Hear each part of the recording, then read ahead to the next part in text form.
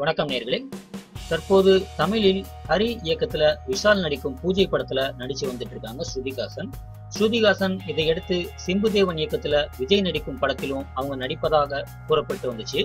இந்த செய்தியை சம்பந்தப்பட்ட நிறுவனம் சொல்வதற்கு முன்பாக தனது ட்விட்டர் மூலம் தெரிவித்திருந்தாங்க ஸ்ருதிஹாசன் அவர்கள்.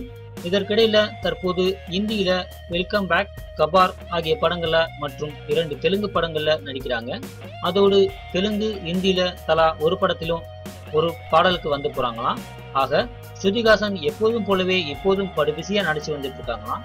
இந்த படங்களை வேகமாக முடிச்சு கொடுத்து விட்டு அடுத்து விஜயுடன் அவர் நடிப்பார் என்று செய்திகள் வெளியாச்சு. ஆனா இந்த நேரத்துல தனது ட்விட்டரில் பெரிய படம் இப்போதைக்கு இல்ல, மாற்றங்கள் நடந்திருக்கதாகவும் எல்லாம் ஒரு காரணத்திற்காகத்தான் என்று நேரடியாக சொல்லாம மறைமுகமா செய்தி வெளியிட்டிருக்காங்க ஸ்ருதிஹாசன்.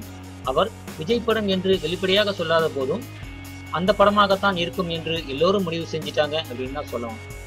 சரி நேயர்களே, மீண்டும் ஒரு சினிமா செய்திகளுடன் உங்களை சந்திக்கிறேன். நன்றி, வணக்கம்.